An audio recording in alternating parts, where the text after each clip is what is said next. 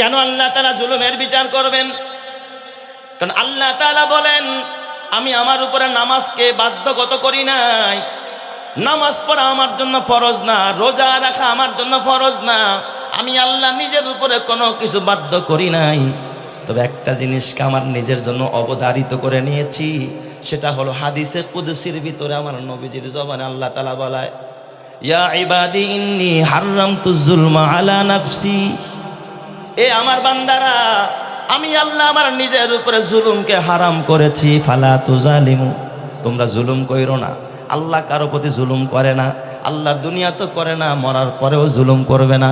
এই জন্য আল্লাহ নিজে জুলুমকে হারাম করেছে। এই জন্য আল্লাহ সব কিছু ছেড়ে দেন, কিন্তু জালেম রে আল্লাহ কোনোদিন ছাড়েন না। কথা ঠিক কিনা? অতীতেও ছাড় দেয় নাই, সামনেও। এই জন্য আল্লাহ তাআলার কোরআন বলে, আলাম নুহলিকিল আউয়ালিনা সুম্মা নুতবিউহুমুল আখিরিন কাযালিকা নাফআলু বিল মুজরিমিন।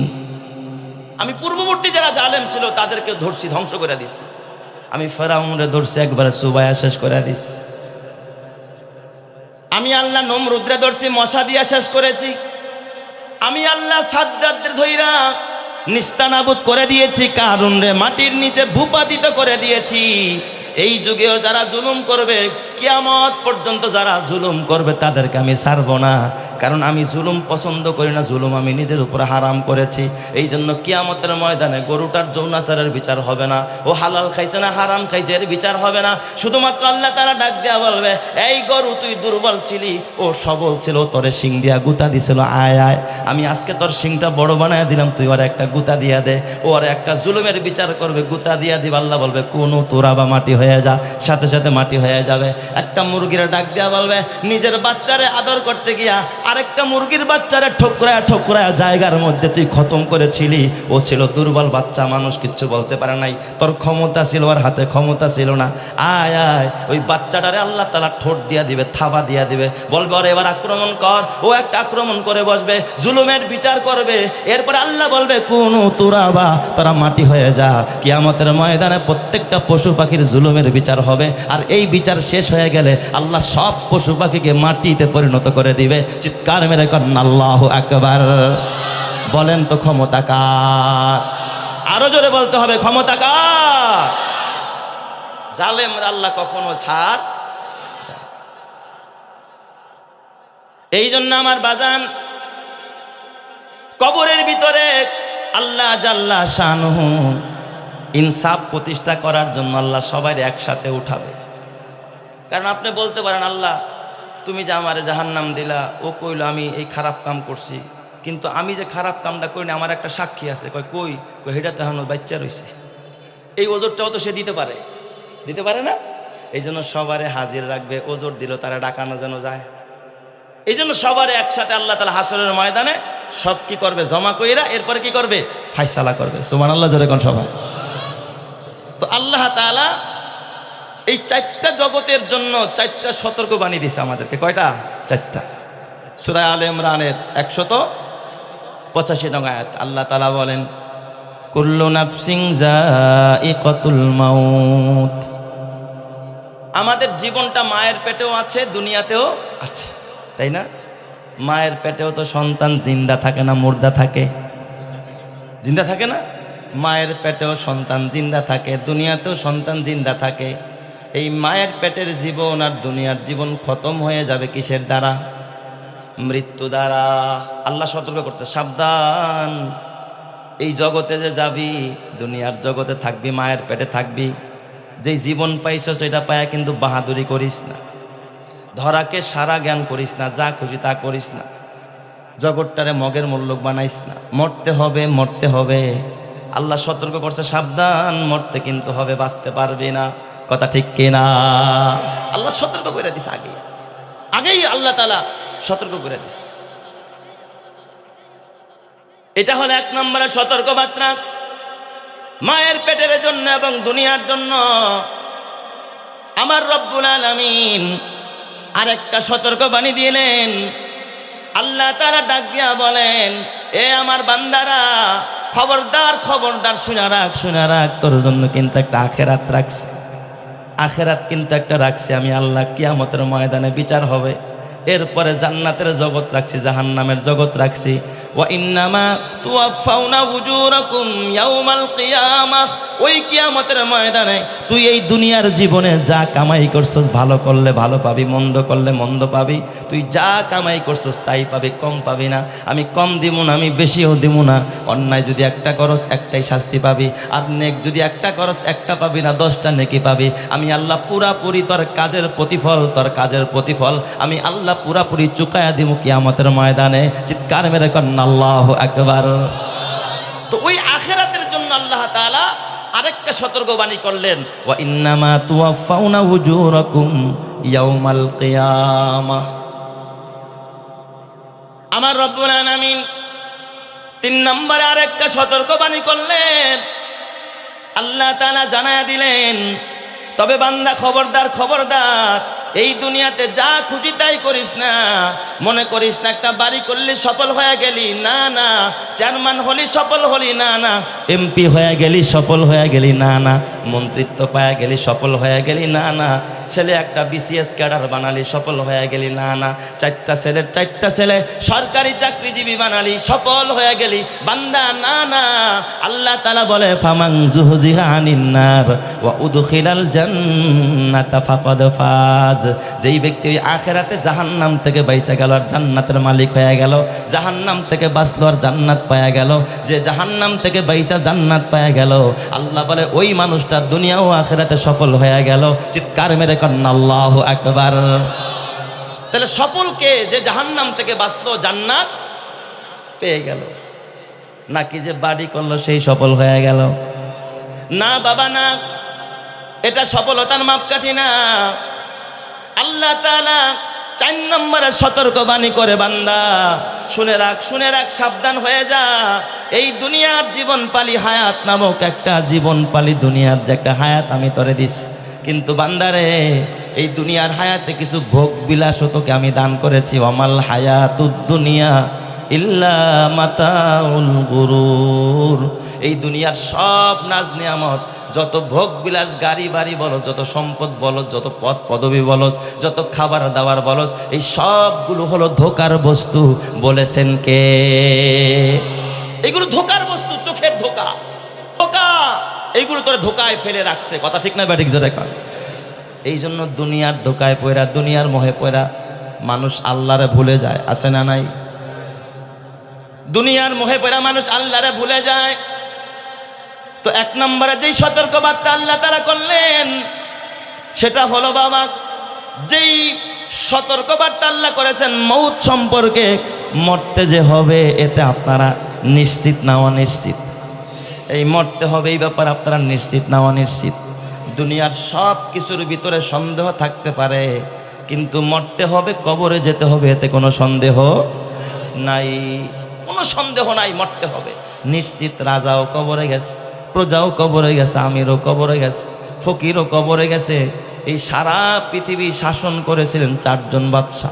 জোরে কন্যা, কয়জন বাদশা? 4 জন। এই 4 জন বাদশার ভিতরে 2 জন ছিল মুসলমান আর 2 জন ছিল কাফের। কাফের 2 জনদের ভিতরে একজন বাদশার নাম ছিল বাদশাহ বুকতে নাসার, আর একজনের নাম নমরুদ। আর 2 জন মুসলমান বাদশার ভিতরে একজনের নাম বাদশাহ জুলকারনাইন, আর একজনের নাম বাদশাহ সুলাইমান। একজন নবী আর একজন বড় ওলি ছিলেন, বড় বুজুর্গ ছিলেন। সুবহানাল্লাহ, জোরে কর। বলেন এরাও কি দুনিয়াতে থাকতে পারছে নাকি? এই কবরস্থানে কারো মা শোয়া, কারো বাবা শোয়া, কারো দাদা এই কবরস্থানে, কারো নানা এই কবরস্থানে। এমনও আছে গত বছর এই মাঠে বসে বয়ান শুনেছিল, এমনও মানুষ কবরস্থানে আছে। আছে না নাই? আবার এমনও হতে পারে এই বছর যারা বয়ান শুনতেছে কিছু মানুষ আগামী বছর তারা এখানে থাকবে না। কোথায় থাকবে? কবরে থাকবে, অথবা সে এখনো জানে তার যে কবরে যেতে হবে এটা তার এখনো জানা নাই। আল্লাহ কবরে নিবা তো নিবা, ক্ষমা কইরা জান্নাতে কইরা নিও। জোরে কান আমিন। তো এই বাদশাহ জুলকারনাইন একজন বড় শক্তিশালী বাদশাহ, সারা পৃথিবী ব্যাপী শাসন করছে। উনি গোটা পৃথিবীটা সফর করেছিলেন। বাদশাহ জুলকারনাইন সূর্য উদয় যেখান থেকে হয় সেখানেও সফর করছেন, সূর্য অস্তমিত যেখানে হয় ওই জায়গায়ও সফর করেছেন। বাদশাহ জুলকারনাইন উত্তর দিকেও এক সফর করেছেন, যেই জায়গায় ইয়াজুজ মাজুজের অবস্থান। আল্লাহ তাআলা এই বাদশাহ জুলকারনাইন সম্পর্কে সূরা কাহাফের ভিতর আল্লাহ তাআলা বলেন, ওয়ায়াসআলুনাকা আন দিল করনাইন কুল সাআতলু আলাইকুম মিনহু যিকরা ইন্না মাক্কান্না লাহু ফিল আরদি ওয়া আতাইনাহু মিন কুল্লি শাইইন সাবাবা।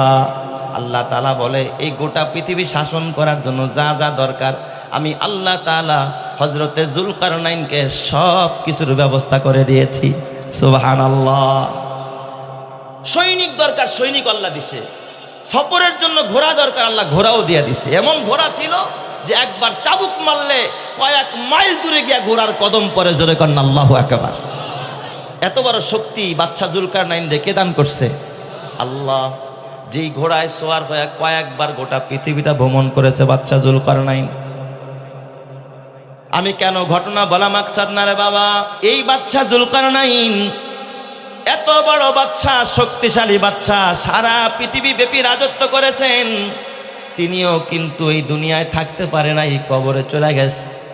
এত বড় শক্তিশালী বাদশাকেও যদি কবরে যেতে হয়, এ আমার বাবা, আপনাকে আমাকে ওই কবরে যাওয়া লাগবে কি লাগবে না? দুচি জাদে মীরা কাশাদে জোরে জোর, দুচি জাদে মীরা কাশাদে জোরে জোর, একে আবদানা দেগার খাকে গোর, একে আবদানা দেগার খাকে গোর। 2 গজেরই মাটির গুহা ছোট্ট তোমার ঘর, ওরে 2 গজেরই মাটির গুহা ছোট্ট তোমার ঘর। থাকবে না কেউ বন্ধু সেথা আপন কিংবা পর, তোমার আপনও সাথে যাবে না, পরও তোমার সাথে যাবে না, তোমার সাথে যাবে শুধু তোমার নেক আমল। কথা ঠিক কিনা? কি বলেন? ছেলে মেয়েরা সাথে যাবে? সাথে কেউ যাবে। আপনি দুনিয়াতে মনে করেন বিপদে পড়লে ছেলে কাছে আগায় আসবে, মেয়ে কাছে আগায় আসবে, অথচ আমার বাবা না না না। ও আমার পর্দারের মায়েরা, মা গো, ও মা, তোমরাও যখন কবরে যাইবা গো মা, নাকের ফুলটাও কবরে যাবে নাকি?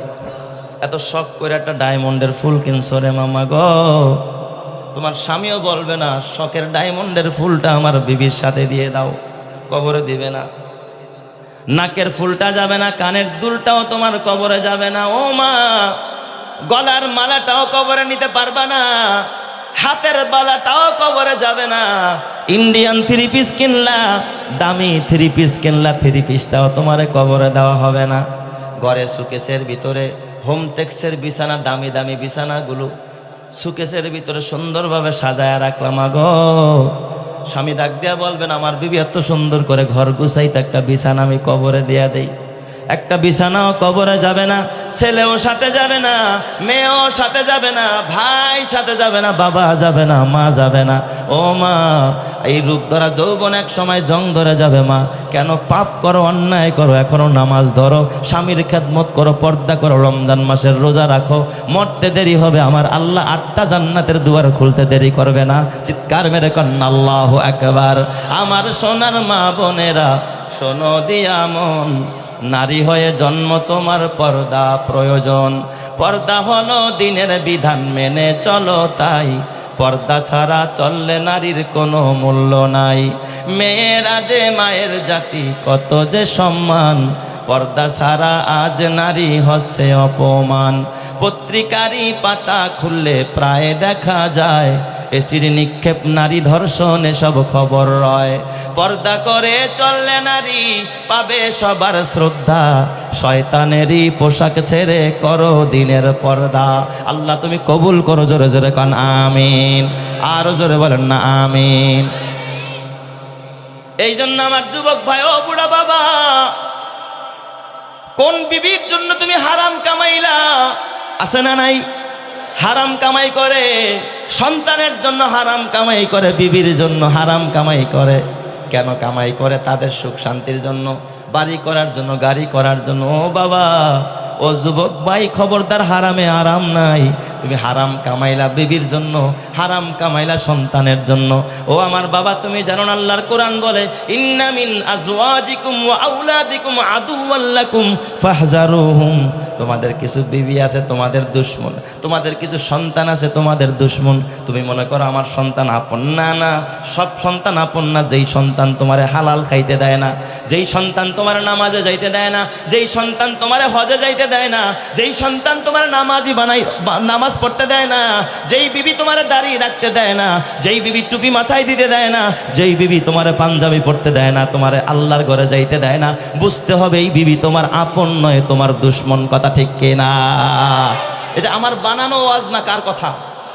আল্লাহ নিজে বলছে নিশ্চয় তোমাদের কিছু বিবি তোমাদের দুশ্মন, তোমাদের কিছু সন্তান তোমাদের দুশ্মন। ফাহজারুহুম, আল্লাহ কয় এদেরকে পরিহার কর, এদের থেকে দূরে থাক। তাহলে তোমার আসল সন্তানকে তুমি চিনলে না বাবা?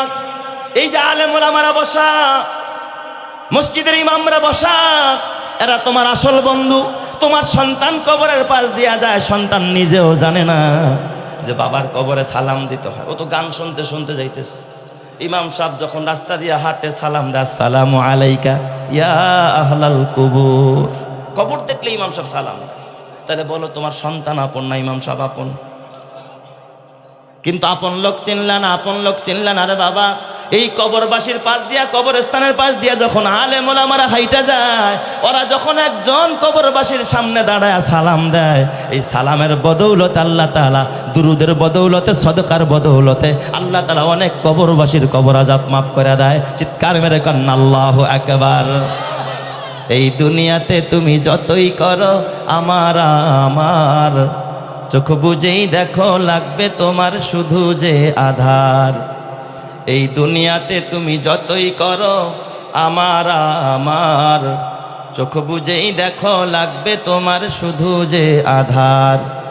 যাদের প্রেমেতে তুমি গো আজ হলে দিওয়ানা, এরা জেনে নাও কেউ কবরের সাথী হবে না। যাদের প্রেমেতে তুমি গো আজ হলে দিওয়ানা, এরা জেনে নাও কেউ কবরের সাথী হবে না।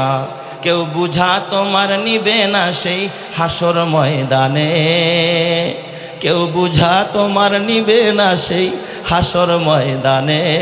কি আমল তুমি করলে নিয়ে যাবে সেইখানে। ফুল ফোটে যেমন ঝরে তেমন খোদার বাগানে, আয়ু কতক্ষণ কার এখানে কে বলো জানে।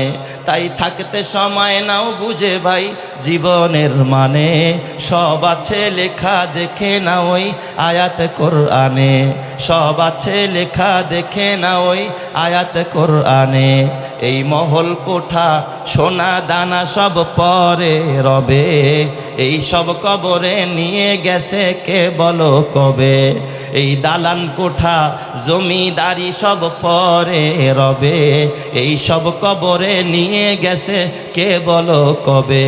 2 গজ জমি কয়েক গজের ওই সাদা কাফন, শুধু এইটুকুতেই হবে তোমার জেনে নাও দাফন।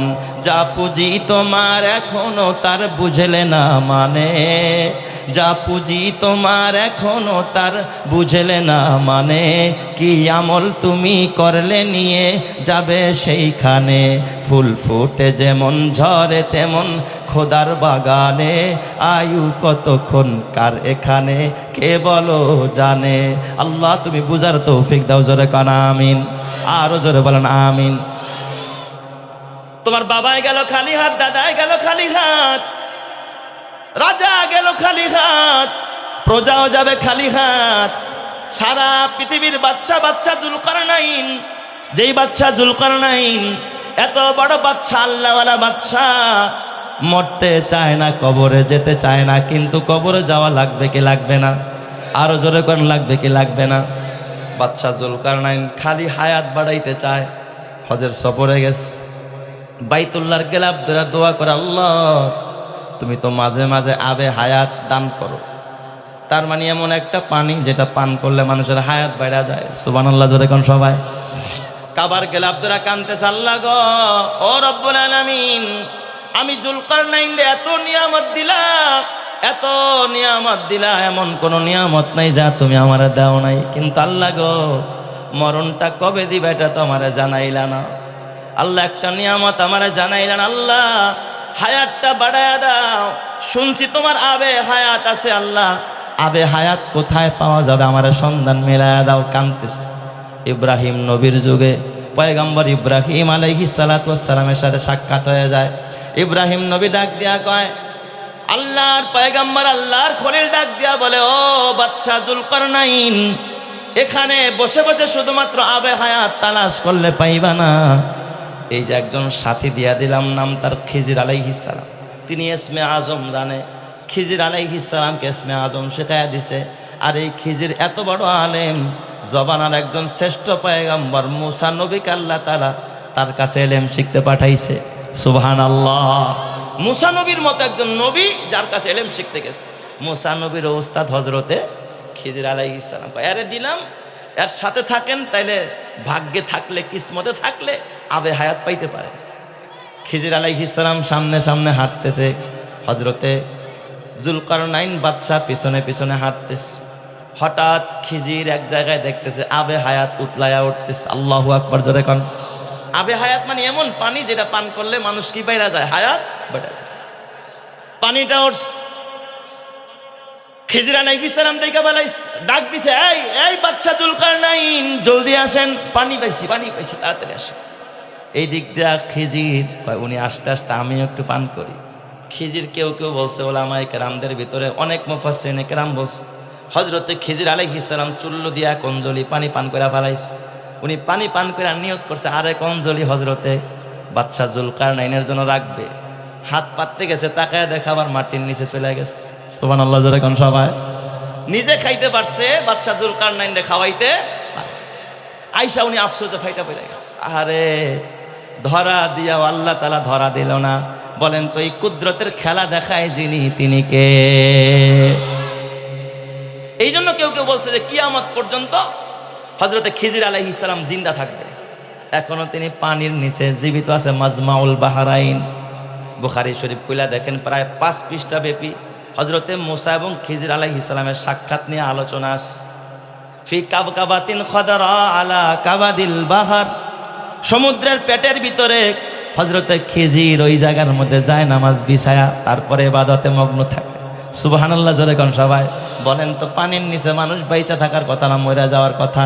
কিন্তু খিজির আলাইহিস সালামকে পানির নিচে বাঁচায় রাখছেন যিনি, তিনি কে? আল্লাহ তাআলা বাঁচায় রাখছে। কিন্তু যিনি বাঁচতে চাইছে তারে তো আল্লাহ তাআলা হায়াত দেয় নাই।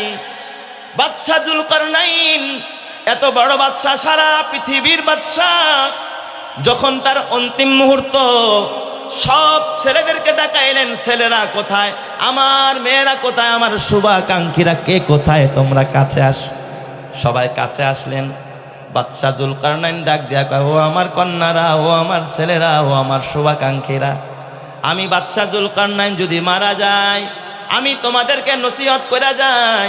আমার 1 নম্বর ওসিয়ত হলো, আমি মরে গেলে আমার যখন কাফন পড়াইবা, আমি বাদশা যুলকারনাইনের 2টা হাত আমার কাফনের কাপড়ের বাহিরে তোমরা এইভাবে খুইলা রাখবা। আমার হাত 2টা যেন কাফনের বাহিরে এইভাবে করে খালি হাত যেন টান করা থাকে। এটা হলো 1 নম্বরের নসিহত। আর 2 নম্বরের নসিহত হলো, এই অবস্থায় আমার লাশটারে পুরা বিশ্বের মধ্যে, দেশের মধ্যে ঘুরায় ঘুরায় আমার জনগণরে দেখাইবা। ছেলেরা কাঁদতেছে, মেয়েরা কাঁদে, ডাক দিয়া, আব্বা আপনি এমন অবান্তর দাবি কেন করেন আব্বা গো? আপনি তো গোটা পৃথিবীর বাদশা, সবাই তো আপনার ইন্তেকালের খবর শুনলে সবাই ব্যথিত হবে, আপনারা দেখার জন্য আসবে, এমন একটা হালাতে আপনি কেন কবরে যেতে চান? বাদশা যুলকারনাইন ডাক দিয়া বলে, ও বাবা শোনো শোনো, আমি কেন হাত বাহিরে রাখতে চাই, কারণ একটাই, আমি এত গোটা পৃথিবীর বাদশা ছিলাম, মানুষ মনে করবে কাপড়ের ভিতরে হাত থাকলে না জানে আমি কত কিছু নিয়ে কবরে যাইতেছি, আমার হাতটা খালি হাতটা দেখায় দিবা, তারা যেন বুঝতে পারে যে বাদশা যুলকারনাইন খালি হাতে কবরে চলে যাচ্ছে। এই জন্য আল্লাহর নবী কয়, মাইয়াতকে যখন কবরে নেওয়া হয় 3টা জিনিস তার সাথে যায়, তার পরিবার সাথে যায়, তার মাল সাথে যায়, তার আমল সাথে যায়। 2টা জিনিস ফেরত আসে, একটা জিনিস তার কবরে রয়ে যায়, তার মাল ফেরত আসে খাটিয়া, ওই যে যেটা দিয়া কবর খুঁজছে, ওই খন্তি কোড়াল সব ফেরত চলে আসে। শুধুমাত্র তার তার আহালও ফেরত চলে আসে, পরিবারও চলে আসে, শুধু তার সাথে যায় তার নেক আমল। কথা ঠিক না ব্যাঠিক জোরে কর? এই জন্য আমার বাবার দুনিয়ার ঘাটি কি সাজি শুধুমাত্র বিল্ডিং করার জন্য নাকি, জমি করার জন্য না, ঘর বানানোর জন্য না। এই দুনিয়া আল্লাহ তাআলা তোমার ঘর বাড়ি বানানোর জন্য, দুনিয়ায় ব্যাংক ব্যালেন্স করার জন্য আল্লাহ পাঠায় না। এই দুনিয়াতে আল্লাহ তাআলা তোমার পাঠাইছে আখিরাতের পুঁজি জোগাড় করার জন্য, সামান জোগাড় করার জন্য। যেই ব্যক্তি দুনিয়াতে আখিরাতের পুঁজি জোগাড় করবে, সামান জোগাড় করবে, ওই ব্যক্তি কবরে যাইতে দেরি হবে, আল্লাহ তাআলা কবরের মধ্যে জান্নাতের বিছানা বিছাইতে দেরি করবে না। চিৎকার মেরে করেন আল্লাহু আকবার। তাহলে দুনিয়াতে আমরা কি দুনিয়া কামানোর জন্য আইছি না আখিরাত কামানোর জন্য? আরো জোরে কর না, দুনিয়ার জন্য না আখিরাতের জন্য?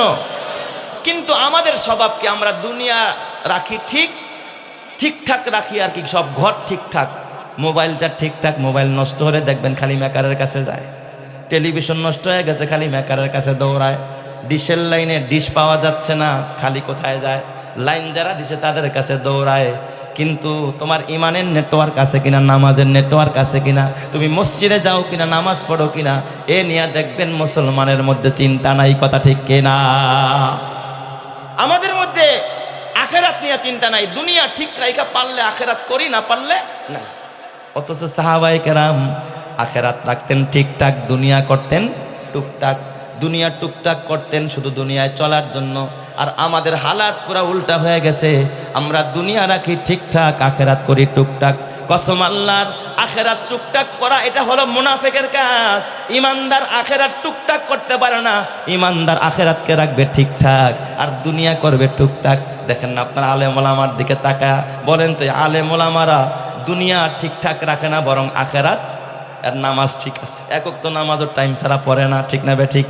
জামাতের সাথে পড়া, দাড়িটাও ঠিক আছে, খাবারটাও হালাল খায়, বিবিরা পর্দায় চালায়, আখেরাত ঠিক আছে। হয়তোবা যদি আরেকটু বেপর্দায় চলে, উল্টা পাল্টা কাজ করতো, ডাইনাত বামাদ্দা কামাইতো, হয়তো দুনিয়াটা তার ঠিকঠাক, তার একটু বড়লোক হয়ে যাইতো।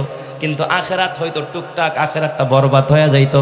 ওনারা দুনিয়া রাখে করে টুকটাক, আখেরাত রাখে ঠিকঠাক। যারা আখেরাত ঠিকঠাক রাখা দুনিয়া টুকটাক করে, এরাই সত্যিকারের মুমিন, আল্লাহর প্রিয় বান্দা। কথা ঠিক কিনা? এটাই মুমিনের গুণ হওয়া উচিত, ঠিক কিনা জোরে কর? এই জন্য আমার বাবা বাচ্চা জুলকারনাইন গেল খালি হাত, আল্লাহ তাআলা সময় দিবে না। হযরতে বাচ্চা সুলাইমান আল্লাহ তাআলা সময় দেয় নাই। বাচ্চা সুলাইমান আলাইহিস সালাতু ওয়াস সালাম, এ আমার বাবা, উনি এত বড় বাচ্চা, একজন পয়গম্বর। আল্লাহ তাআলা বাতাসকে তার অনুগামী করে দিস, আল্লাহ তাআলা জিন্নাতকে তার অনুগামী করে দিস। হযরতে সুলাইমান আলাইহিস সালাতু ওয়াস সালাম হাওয়াই তক্তায় উঠতেন, শুধুমাত্র আদেশ করার সাথে সাথে হাওয়াই তক্তা হযরতে সুলাইমানকে নিয়ে যেখানে যাইতে যাইতেন সেখানেই যাইতে পারতেন।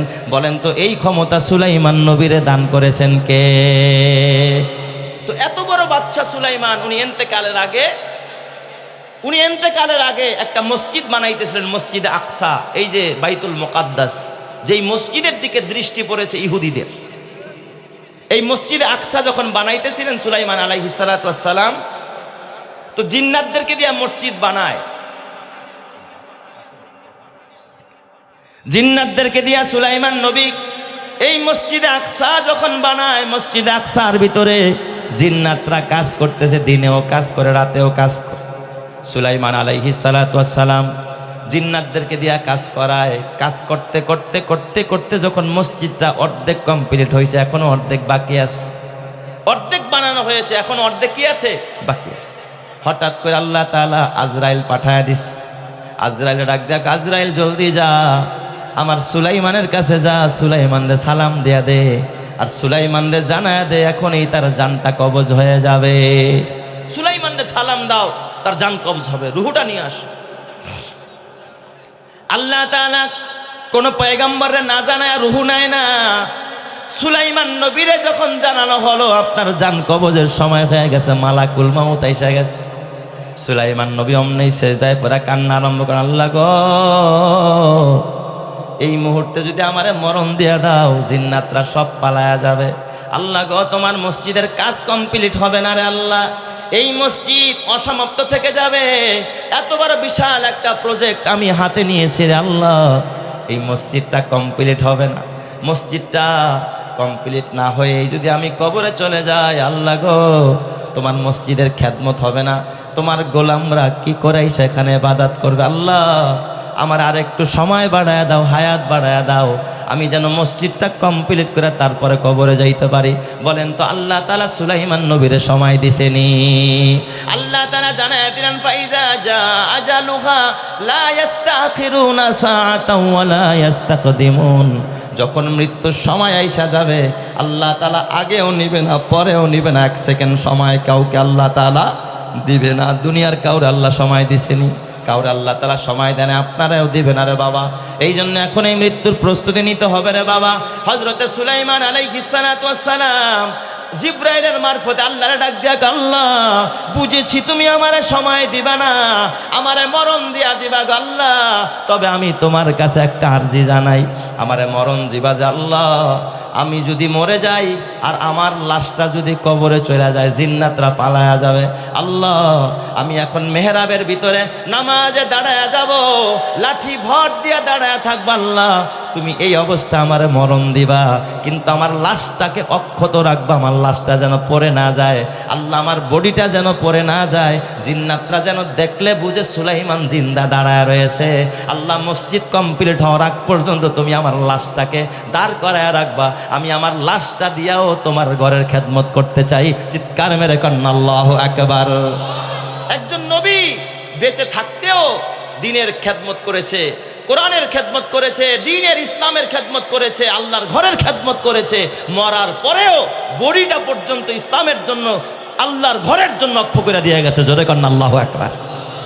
সুলাইমান নবী মেহরাবের ভিতরে লাঠি ভর দিয়ে এইভাবে এই জায়গার মধ্যে লাঠিটা বাইদা তারপরে এইভাবে বাজায় দিয়ে দাঁড়ায় রইস, আল্লাহ ওই অবস্থায় জান কবজ করে ফালাইস। জিন্নাতরা দূর থেকে দেখতেছে সুলাইমান নবী দাঁড়ায় রইছে, ওরা কাজ করতেছে। এখান থেকে একটা বিষয় আপনাদের জানতে হবে, জিন্দা গায়েব জানে না। জিন্দা কি জানে না? এই যে আমাদের দেশের কিছু মুদাব্বির আছে যারা কয় জিন্দা গায়েব জানে, জিন্দিয়া এটা করাই ওইটা করে, এটা ভুয়া কথা, জিন্দা গায়েব জানে না। একমাত্র গায়েবের মালিক যিনি, তিনি কে? আল্লাহর কোরআন বলে কুল্লা ইয়ালামু মান ফিস সামাওয়াতি ওয়াল আরদিল গায়বা ইল্লাল্লাহ। আসমান জমিনের ভিতরে আল্লাহ ছাড়া কোনো নবী গায়েব জানে না, কোনো জিন গায়েব জানে না, কোনো ফেরেশতা গায়েব জানে না। একমাত্র গায়েবের মালিক যিনি, তিনি কে? আল্লাহ ছাড়া কেউ গায়েব জানে না। জিন্নাতরা ওই দিক দিয়া ওরা কাজ করতেছে আর দেখতেছে সুলাইমান দাঁড়ায়। একটা দুষ্ট জিন ছিল, ও কয় কি রে সুলাইমান দি নড়াচড়া করে না। আরেকজনে কয় কথা কইস না, লাঠি দিয়ে বাড়ি দিব। সুবহানাল্লাহ, জোরে কোন সবাই। কথা কইস না, আওয়াজ শুনলে লাঠি দিয়ে কি মারবো, বাড়ি মারবো, ভয় আছে তাদের ভিতরে। কাজ করতেছে, কাজ করতেছে, কাজ করতে করতে মসজিদের কাজ কমপ্লিট হয়ে গেছে। লা ইলাহা ইল্লাল্লাহ, জোরে। ওই দিক দিয়ে আল্লাহর পয়গম্বর সুলাইমান দাঁড়ানো, মসজিদ কমপ্লিট। আল্লাহ তাআলা জিব্রাইলে পাঠায় দিছে, জিব্রাইল জলদি যা, আমার সুলাইমান যেই লাঠির মধ্যে ভর করে দাঁড়িয়ে আছে ওই লাঠিটারে উই পোকা লাগায় দে, ঘুন পোকা লাগায় দে, লাঠিটা যেন খেয়ে ফেলে। মাটির থেকে উই পোকা ঘুন পোকা উঠে উঠে সুলাইমান নবীর লাঠিটা খেয়ে ফেলছে। লাঠিটা এখন ভিতরে আর কিচ্ছু নাই, শক্তি হারিয়ে ফেলেছে। ওই দিক দিয়ে মসজিদ কমপ্লিট হয়ে গেছে, আস্তে করে লাঠিটা ভেঙে পড়েছে, সুলাইমান নবী ডান কাতে গড়ায়া পড়ছে। জিন্নাতরা কাজ কমপ্লিট দাঁড়িয়ে আছে অনুমতির আশায়। এই দিক দিয়ে দেখে সুলাইমান গড়ায়া পড়ে গেছে, জলদি দৌড়ে আইসা হযরতে সুলাইমান নবীরে ধরছে। কেউ মাথায় পানি দেয়, কেউ তার পাঁচ পরীক্ষা করে, সবকিছু পরীক্ষা করে দেখে ওদের ভিতরে চিকিৎসা বিজ্ঞানী আছে, জিন্নাতদের ভিতরে চিকিৎসক যেই জিন, ও খবর নিয়ে দেখে হযরতে সুলাইমান একদিন আর 2 দিন নয়, অন্তত 2.5 বছর আগে ইন্তেকাল করেছে। চিৎকার মেরে কন্যা আল্লাহু আকবার। কত বছর আগে? 2.5 বছর আগে ইন্তেকাল করেছে। এই 2.5টি বছর পর্যন্ত তার লাশ দিয়া আল্লাহর ঘরের খেদমত করলেন। এ আমার বাবা ও আমার পর্দানের মা হাতে পায়ে ধরা পড়া যায়, মা গো ও মা, হায়াত থাকতে খেদমত করে যাও, মইরা গেলে খেদমত করার আর সুযোগ পাইবা না। আল্লাহ তাআলা কোনো পয়গম্বরদেরকে সুযোগ দেয় নাই, তোমারেও দেয় নাই, আমারও দেয় নাই। আল্লাহ তাআলা কিয়ামত পর্যন্ত কাউরে সময় দিবে না, কথা ঠিক কিনা?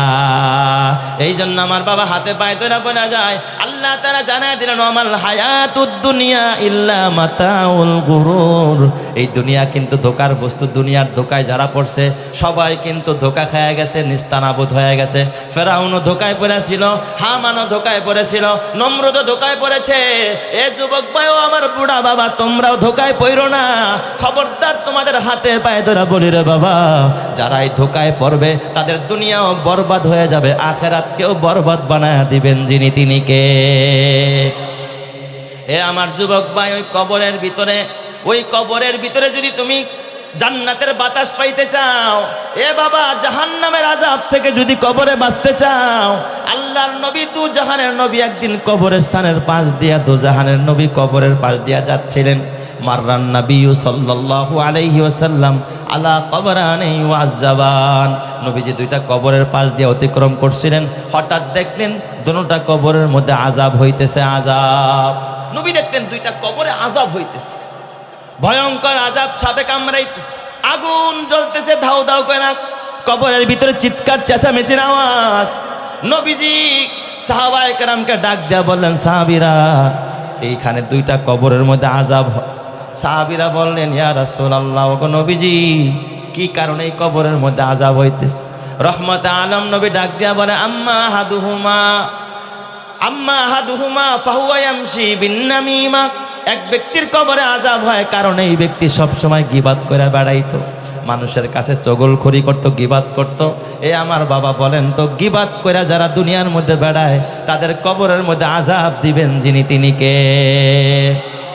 গীবাত করা যাবে না, পরনিন্দা করা যাবে না। আমাদের সমাজের ভিতরে প্রতিটা রন্ধ্রে রন্ধ্রে এখন গীবাত আর শেখায়াত, এখন গীবাত মানুষের জন্য ঘিবাত হয়ে গেছে, কথা ঠিক কিনা জোরে কান? নিজের দোষ দেখে না, খালি আরেকজনের দোষ দেখে, আসে না নাই? নিজের অন্যায় চর্চা করে না, আরেকজনের অন্যায় চর্চা করে, এমন কপাল পরা সমাজে আসে না নাই? এই জন্য আমার বাবা খবরদার, খবরদার, গীবাত করা যাবে না। আল্লাহর নবী বললেন, দ্বিতীয় আরেকটা কবরে কেন আযাব হয় জানোনি? ওয়াহুয়া লা ইয়াস্তানজিহু আনিল বাউল। সে কখনো প্রস্রাব থেকে নিজেকে সেভ রাখতো না, পেশাব থেকে নিজেকে বিরত রাখতো না, প্রস্রাব করে ঢিলা কুলুপ নিত না। এই জন্য আমার মাকে ডাক দিয়া বলবো, মা, ও মা, তোমার হাতের রান্না তোমার স্বামী খায়, তোমার সন্তান খায়, তুমি নিজেও খাও মা। প্রস্রাব করে ঢিলা নিতে হবে। ও মা, বাথরুম কইরা তোমাকে পানি ব্যবহার করার আগে তোমাকে ঢিলা ব্যবহার করতে হবে। ও যুবক ভাই, ঢিলা ব্যবহার করতে হবে। অনেকে আছে প্রস্রাব কইরা নাপাক প্যান্টটা নিয়ে তারপর রাস্তায় রাস্তায় হাঁটে। আমার নবী কখনো ওযু ছাড়া চলতেন না। দোজাহানের নবী, রহমতে আলম নবী, কেমন মায়ার নবী, দয়ার নবী। একদিন নবীজি মরুভূমির ভিতরে কোথাও সফরে যাচ্ছিলেন। নবীজি মরুভূমির ভিতরে জরুরত ছাইরা আসলেন। হঠাৎ করে নবীজি জরুরত ছাইরা, এখন তো ওযু করা দরকার, পানির দরকার। রহমতে আলম নবী ওই জায়গার মধ্যে তায়াম্মুম আরম্ভ করলেন। এক সাহাবী ডাক দেখা, হুজুর এখানে আপনি তায়াম্মুম করেন না, ওই যে পানি দেখা যায় ওখানে গিয়ে ওযু বানায়েন। কারণ পানি থাকলে তখন তায়াম্মুম করা কি নাই, সহি নাই। তায়াম্মুম তো তখনই জায়েজ আছে যখন কি থাকে না, পানি থাকে না। নবীজি ওই যে ওই জায়গায় কুয়া দেখা যায়। রহমতে আলম নবী ডাক দিয়া কয়, সাহাবী আমিও জানি ওই জায়গায় পানি আছে, কিন্তু ওই পানি পর্যন্ত তো আমার যাওয়া লাগবে। সাহাবী রে, আমি যে হাইটা ওই পর্যন্ত যাইতে পারবো, আল্লাহ আমার ওই পরিমাণ হায়াত দিবে কিনা তাও তো আমার জানা নাই। এর আগে যদি আমার মরণ হয়ে যায়, আমি নাপাক অবস্থায় হাঁটতে চাই না। আমার তায়াম্মুমটা আমি ওই পর্যন্ত নিতে চাই, ওখানে গিয়ে ওযু বানাইলে তো তায়াম্মুম শেষ হয়ে যাবে। এই জন্য আমি তায়াম্মুম করে ওই পানি পর্যন্ত হাঁটতে চাই। চিৎকার মেরে কন্না আল্লাহু আকবার। এই জন্য আমার যুবক ভাই, খবরদার, হাতে পায়ে ধরা বলা যায়, মোবাইল পকেটে নিয়ে হাঁটতে পারলি, কয়েকটা টিস্যু পেপার পকেটে নিয়ে হাঁটতে পারলি না। অনেকে দাঁড়ায় প্রস্রাব করে, আসে না নাই? ঢিলা কুলুপ নিবে দূরের কথা, গরুতেও দাঁড়ায় প্রস্রাব করে, কুকুরেও দাঁড়ায় প্রস্রাব করে, তুইও দাঁড়ায় প্রস্রাব করলি। এ যুবক ভাই, বেজার হইস না, হয়তো বা কথাটা আমার শক্ত হয়ে গেছে। কেন শক্ত করে বললাম? কুকুরের স্বভাব নিয়ে কবরে গেলে কবরে আযাব হবে, গরুর স্বভাব নিয়ে কবরে গেলে কবরে আযাব হয়, প্রস্রাব করে টিস্যু ব্যবহার না করলে কবরে আযাব হয়। এই জন্য কবর আযাব থেকে যদি বাঁচতে চাও, গীবাত করা যাবে না এবং প্রস্রাব করে টিস্যু ব্যবহার করতে হবে। কারা কারা রাজি আছেন একটু হাত দেখা? চাই। নারায়ে তাকবীর। আল্লাহ তুমি কবুল করো, জোরে কানা আমিন, আরো জোরে কানা আমিন। এ আমার বাবা, তোমার মা ওই কবরে চলে গেল, বাবাও গেল। এই মা বাবা অন্ধকার কবরে, তুমিও কবরে যাইবা বাবা, থাকতে পারবা না। এই দুনিয়ায় কেউ থাকতে পারে নাই, কেউ থাকতে পারে নাই, তোমাকে অন্ধকার কবরে যেতে হবে। কিন্তু তুমি সুসন্তান হয়ে যাও আর মা বাবার খেদমত করে যাও।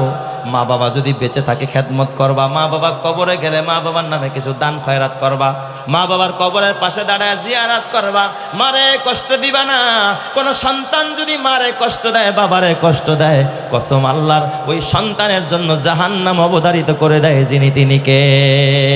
এই জন্য আমার বাবা তোরে হাতে পায়ে ধরে বলে যায়, একজন কুলাঙ্গার সন্তান, গতকাল রাতের ঘটনা, এই রাতের আগের রাতের ঘটনা, গাজীপুর কাপাসিয়ার আর গাজীপুর কালিয়াকৈরের ঘটনা। এ বাবা মাদকাসক্ত এক সন্তান, মদ খাইতো, নেশা পানি করতো। এ আমার বাবা, এই সন্তান সবসময় মদ খায়। এই সন্তানের বাবা 25 বছর আগে মারা যায়। ওর মা বড় অসহায়, একজন গরিব মানুষ। এই মহিলা মানুষের পাঁচ দুয়ারে ভিক্ষা করে করে সংসার চালায়। এ বাবা, প্রতিবেশীরা বলছে এই মা ভিক্ষা করে চাউল ঘরে আনতো, ওই চাউল বিক্রি করে, সন্তান চুরি করে নিয়ে বিক্রি করে তারপরে মদ কিনা খাইত। এমন একটা কুলাঙ্গার সন্তান তার ঘরে হয়ে গেছে। মা শত চেষ্টা করেও সন্তানরে মানুষ বানাইতে পারে নাই। এই সন্তানটা উচ্চ মাধ্যমিকেও পড়াশোনা করে পাশ করেছে। একেবারে যে মূর্খ তাও না, জাগতিক শিক্ষা আছে কিন্তু কোরআনের শিক্ষা নাই, আদর্শ শিক্ষা নাই। জাগতিক শিক্ষার মধ্যে তোমার সন্তানকে যদি দিন শিখাইতে না পারো, কোরআন শিখাইতে না পারো, তাহলে এই পরিণতি তোমার ঘরেও হইতে পারে কি পারে না, জোরে কোন পারে কি না? কারণ এখন জাগতিক শিক্ষার মধ্যে এমন কিছু শিক্ষা দেয় যেই শিক্ষার মধ্যে বাবা আদর্শ নাই, যেই শিক্ষার প্রতি বিশ্বাস করলেও মানুষের ঈমান চলে যায়। কথা ঠিক কিনা? এমন কিছু শিক্ষা, হ্যাঁ আমি জাগতিক শিক্ষার বিরোধী নই, তবে আদর্শবান শিক্ষা, সন্তানদের কোরআনের শিক্ষা, হাদিসের শিক্ষা দিয়া তারপরে তুমি জাগতিক শিক্ষায় দাও, তোমার সন্তান নাস্তিক আর মুরতাদ আর বেঈমান হবে না। কথা ঠিক না ঠিক জোরে কার? কারণ জাগতিক শিক্ষার মধ্যে এখন শেখায় শরেয়তে অজগর। শরেয়তে কি? অজগর। শরেয়াতে আপা, রস্যইতে ইঁদুর, দীর্ঘইতে এ বাবা ইঁদুর, আরে ঈগল পড়ায়। আবার এতে আপেল পড়ায়, বিতে বল, সিতে ক্যাট। এই জন্য সন্তান আপেল খাওয়া শিখে, বল খেলা শিখে, ক্রিকেট খেলা শিখে। কিন্তু কসম আল্লাহ, মাদ্রাসায় যদি মাদ্রাসায় সন্তানটা দিতা, সন্তানদের শরেয়াতে অজগর না পড়ায় অজু পড়াইতো, শরেয়াতে আপা না পড়ায় আপার লগে পরিচয় না করে আল্লাহ পড়াইতো, আল্লাহর লগে পরিচয় করাইতো। রস্যইতে ইঁদুর না পড়ায়া ইসলাম শিক্ষা দিত, দীর্ঘইতে ঈগল না পড়ায়া ওরে ঈমান শিক্ষা দিয়া মানুষ বানাইতো। কথা ঠিক কিনা? জাগতিক শিক্ষার ছড়াগুলো দেখেন, কি ছড়া শিখায় জানেন? ওই দেখা যায় তাল গাছ, ওই আমাদের গা, ওইখানেতে বাস করে কানা বগির সা। ও বগি তুই খাস কি পান্তা ভাত চাস কি? পান্তা আমি খাই না, পুঁটি মাছ পাই না, একটা যদি পাই অমনেই ধরা গাপুস গুপুস খাই। বলেন তো শরীয়তে গাপুস গুপুস খাওয়া যায় আছে নাকি? পাবি আর খাবি, হালালও খাবি, হারামও খাবি, চুরি করেও খাবি, ছিনতাই করেও খাবি। এটা কি ইসলামের শিক্ষা নাকি? ইসলামের শিক্ষা। অথচ মাদ্রাসার কবিতা দেখেন, ছড়া দেখেন, 3 দিন হতে খাইতে না পাই, নাই কিছু মোর ঘরে। 3 দিন হতে খাইতে না পাই, নাই কিছু মোর ঘরে, দাঁড়া পরিবার বাড়িতে আমার উপোস করিয়া মরে। নাহি পাই কাজে তাই তেজিলাস, বেড়াই ভিক্ষা করি, হে দয়ার নবী দাও কিছু মোরে, নহিলে প্রাণে মরি। আরবের নবী করুণার ছবি, ভিখারির পানে চাহি, কোমল কণ্ঠে কহিলেন তোমার ঘরে কি কিছু নাহি? বলিল সে আছে শুধু মোর কাছে কম্বল একখানি। বলিলেন রসুল এক্ষণে গিয়া তাহা দাও মোরে আনি। সম্বল তাহার কম্বল খানি বেচিয়া তাহার তরে, অর্ধেক টাকা দিলেন রসুল খাদ্য কিনিবার তরে। বাকি টাকা দিয়ে কুঠার কিনে হাতুল লাগিয়ে নিজে, বলিলেন যাও কাঠ কেটে খাও, দেখো খোদা করে কি যে। সেদিন হতে শ্রম সাধনায় চলিল ভিখারির প্রাণ, বনের কাষ্ঠ বাজারে বেচিয়া দিন করে গুজরান। দুঃখ তাহার রহিল না আর, সুখী হলো সে ভবে, নবীর শিক্ষা করোনা ভিক্ষা, মেহনত করো সবে। চিৎকার মেরে কন্যা আল্লাহু আকবার। এই বলেন তো এই কবিতার মধ্যে আদর্শ শিক্ষা আছে না নাই? এই জন্য আমার মাকে বলবো, মা ও মা, একটা আদর্শবান সন্তান রেখা কবরে যাও। তোমার সন্তান যদি হাফেজ হয়, আলেম হয়, তোমার কবরের পাশে এসে যদি হাত তুলা কাঁদে, আল্লাহ তাআলা সন্তানের চোখের পানির বরকতে তোমার কবর আযাব মাফ করে দিবে। কথা ঠিক কিনা? অথচ ওই কুলাঙ্গার সন্তান মা ভিক্ষা করে বেড়ায়, ভিক্ষা করে আইনা ঘরে চাউল রাখতো, চাউলটাও চুরি করে নিয়ে বিক্রি করে তারপরে মদ খাইতো। মা কান্ত, মা বাধা দিত, মার কাছে টাকা নাই, বারবার টাকা চাইতো মদের জন্য, মা টাকা দিতে পারতো না, মারে বেধড়ক মারপিট করতো। অথচ একটা সন্তান 25 বছর আগে বাবা মারা গেছে, এই সন্তানের দিকে তাকায় মা বিয়ে বসে নাই, ভিক্ষা কইরা কইরা সন্তানরে খাওয়ায়া মানুষ করছে। আজকে সন্তান মাদকাসক্ত হইয়া মারে এইভাবে নির্যাতন করে, মাকে মারপিট করে, মায়ের উপরে জুলুম চালায়। এমন কুলাঙ্গার সন্তান সমাজে অভাব নাই।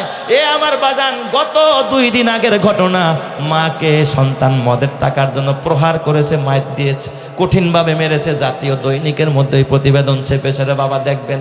মাকে যখন মারছে রাতের বেলায়, সন্তান নেশা করার জন্য, টাকার জন্য মাকে মারছে। মাকে মাইরা সন্তান ঘর থেকে বের হয়ে গেছে, মা সহ্য করতে পারে নাই, মা একা একা নিবৃত্তে কেঁদেছে, আল্লাহ যেই সন্তানরে 10 মাস 10 দিন কত কষ্ট করে পেটে বোঝা বাইলাম, আল্লাহ যেই সন্তানের চোখের দিকে তাকাইয়া আমি মা বিয়ে বসলাম না, আমার জীবন যৌবন সব আমি মাটি করে দিলাম, আজকেও আমার এইভাবে বেধড়ক মারল, আল্লাহ গো এই মুখ আমি কারে দেখাবো। মা রাতের বেলায় একটা কাপড় দিয়ে, ওড়না দিয়ে, ওই ঘরের সাথে ফাঁসি দিয়ে মা আত্মহত্যা করেছে। মা মারা গেছে, লোকেরা সকালবেলা দেখেছে, পুলিশ আইনা তাকে সেখান থেকে নামায়া ওই দাফন করে দিছে কবরের মধ্যে। কিন্তু কুলাঙ্গার সন্তান কত বড় কুলাঙ্গার, ও তো আর আসে নাই, বাড়িতে আসে নাই, লাশ দাফনের সময় আসে নাই। ওই কুলাঙ্গার সন্তান পরে মায়ের কবর যেই জায়গায়, ওই কবরের কাছে গেছে রাতের বেলায়, ওই কবরের সব মাটি সরায়া বাঁশের চাটি উঠায়া পরের দিন রাতের বেলায় মায়ের লাশটা আবার কবর থেকে উঠাইছে। মায়ের লাশটা কবর থেকে উঠায়া, এইটা আপনাদের এই যে কালিয়াকৈরের ঘটনা, গাজীপুরের ঘটনা, মায়ের লাশটারে ওর ঘরের মধ্যে নিয়া মশারি টানায়া দিছে, তোষক দিয়া মায়ের লাশ ডাকছে, কম্বল দিয়া ডাকছে, মশারি টানাইছে, ফ্যান ছাড়ছে, এরপরে বাহির দিয়া তালা মাইরা আবারও বের হয়ে গেছে। এ আমার বাবা, তার মানে মায়ের উপর নির্যাতন শেষ করে নাই, মরার পরেও কবর থেকে উঠায়া যেই কুলাঙ্গার সন্তান মায়ের উপর নির্যাতন চালায়, বলেন তারা সন্তান না সন্তান নামের বড় সন্ত্রাস? কথা ঠিক না বেটে কি জোরে কর? এই জন্য আমার বাবা, তুমি যদি একজন আদর্শবান সন্তান রেখা কবরে যাইতে পারো, ও আমার মায়েরা, তুমিও যদি একজন আদর্শবান সন্তান রেখা কবরে যাইতে পারো, তোমার মৃত্যুর পরে তোমার সন্তান যদি হাত তুলে দোয়া করে, তোমার কবর আযাব মাফ করে দিবেন যিনি, তিনি কে? এ আমার বাবা, তোমরা তো জানো না, তোমাদের হাতে পায়ে ধরে বলি রে বাবা, একজন হাফেজে কোরআনের মা কত বড় ভাগ্যবান। একজন হাফেজ সাহেব হেফজ পড়ার পরে কাতারে তিনি একটা মসজিদের ইমাম হয়ে গেছে। হঠাৎ তার মা অসুস্থ, মা তার বাবা নাই, ওই কাতার থেকে বারবার মায়ের সাথে ফোনে যোগাযোগ করে, মা গো কেমন আছো, তোমার কি লাগবে মা তুমি আমারে বলো। মা তো তার সন্তানরা হাফেজ বানাইছে, সন্তান দুনিয়ায় থাইকা এই মায়ের খেদমত করার চেষ্টা করতেছে, বিদেশ থেকে টাকা পাঠায় মা যেন ভালো খাইতে পারে, মা যেন ভালো পড়তে পারে, মা যেন ভালো থাকতে পারে। সন্তান নিয়ত করেছে সামনের রমজানে দেশে আসবে, দেশে আইসা মায়ের জন্য একটা ছোট্ট বিল্ডিং করে দিবে, মা যেন ঘরের ভিতরে সব কাজ করতে পারে। সন্তানের প্ল্যান সব কিছু মায়ের সামনে পেশ করতেছে। একদিন মারে ফোন দিয়া ডাক দিয়া কয়, মা গো, ও মা তোমার কি লাগবে?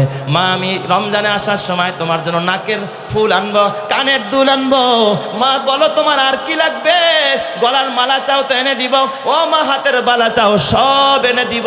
কিন্তু কসম আল্লাহর, ওই সন্তান রমজানের মাঝামাঝি দেশে আসার জন্য যখন প্রস্তুত হয়ে গেছে, হঠাৎ তার মা আগের থেকে হাড়ের রোগী, তার মা রমজান মাসে সাহারি খাইতে উইঠা সাহারি খাইতে বসছে শীতের মধ্যে।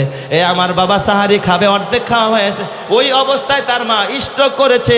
ওই জায়গার ভিতরে আশেপাশের লোকেরা ঘরের ভিতরে যখন দাপরানির আওয়াজ পাইছে, আইসা ঘরে ডুইকা দেখে তার মা ওই জায়গার মধ্যে স্ট্রোক করে ঘুমরাচ্ছে। হঠাৎ করে তারা ধইরা তাকে যখন হাসপাতালের দিকে নিয়ে যাওয়া হচ্ছিল রাতের বেলায়, হঠাৎ ওই পথিমধ্যে মাকে ভর্তি করার আগেই জায়গার মধ্যে ইন্তেকাল করেছে। সন্তান তো কেনাকাটা সব কমপ্লিট করে ফেলেছে, দেশে আসবে মায়ের জন্য, মায়ের জন্য ঘর বানাবে, মায়ের জন্য অলংকার কিনেছে, মাকে নিয়ে আনন্দে থাকবে, সে নিজেও বিয়ে শাদী করবে, এরকম একটা প্ল্যান নিয়ে হাফেজে কোরআন দেশে আসতেছে। হঠাৎ কইরা ওই সন্তান সব কেনাকাটা শেষ, এখনো দেশে আসে নাই, টিকিট করে নাই। হঠাৎ কইরা তার খালাম্মার মোবাইল থেকে ফোন গেছে, বাবারে তোর মা তো দুনিয়ায় নাই, তোর মা গত রাতে ইন্তেকাল করেছে। এই খবর যখন সন্তান পাইছে, সন্তানের কলিজায় পারি নাই, সন্তান আধা পাগল হয়ে গেছে। আল্লাহ, এই দুনিয়ায় আমার মা ছাড়া আর কেউ নাই। আমার মা তার জীবন যৌবন সব বিলীন করলো আমার জন্য, আমারে কোরআনের হাফেজ বানাইছে। আমার মা তার নিজের চাহিদাকে জলাঞ্জলি দিয়েছে। আল্লাহ গো, আমার মা চলে গেলে আমার তো দুনিয়ায় দেখার মতো আর কেউ নাই। আল্লাহ, আমি এখন কার কাছে যাব? দ্রুত টিকিট কইরা ওই সন্তান যখন দেশে আসতে একটু দেরি হয়ে যায়, এই দিক দিয়া লোকেরা তার মারে দাফন করে দিয়েছে, এই দিক দিয়া সব স্বর্ণ অলংকার কিন্তু তার কিনা ব্রিফকেসের মধ্যে সব ভরা। টিকিটটা একটু আগায় আই না, ওই দিন দেশের মধ্যে আইসা কিন্তু যদিও জানাজা পড়তে পারে নাই, মায়ের কবরের পাশে দাঁড়ায় গেছে, চিৎকার মায়েরা হাত তুলে কান্দে আর ডাক দিয়া গেল, আমার মা ছাড়া দুনিয়ায় কেউ নাই। জন্ম হয়া বেশি দিন বাবাকে দেখি নাই রে আল্লাহ, আজকে আমার মাকে নিয়ে গেলাম মাবুদ গো। আমি তো আজকে আমার মায়ের জন্য নাকের ফুল আনছি, গলার মালা আনছি, হাতের বালা আনছি। আল্লাহ, আমি এইগুলো কারে দিব? এইগুলো কে পড়বে? আলেম ওলামাদের সাথে পরামর্শ করে, আমাকেও নাম্বারটা কোথায় পাইছে আমি জানি না, আমারে ফোন দিছে, হুজুর আপনার বয়ানগুলো আমি প্রবাসে থাইকা বহু বয়ান শুনেছি হুজুর, বহু চোখের পানি জড়াইছি, হুজুর আমার একটা পরামর্শ দেন, আমি এখন অলংকারগুলো কি করতে পারি?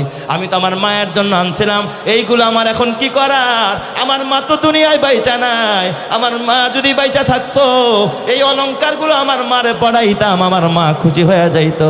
হুজুর এখন আমার কি করার? আমি ওরে পরামর্শ দিলাম, বাবা রে তুমি একটা কাজ করো, তোমার পাশে যদি কোনো এতিমখানা থাকে, মায়ের নামে একটা হেফজখানা চালু করে দাও, যেখানে 24 ঘন্টা কোরআনের তেলাওয়াত হয়, যেখানে নামাজ হয়, যেখানে তাহাজ্জুদ হয়। ওরে কোরআন পড়ো, কিতাব পড়ো, ওলি আল্লাহর লেখা, দুই নয়নে যায় না দেখা, ওই কপালের লেখা।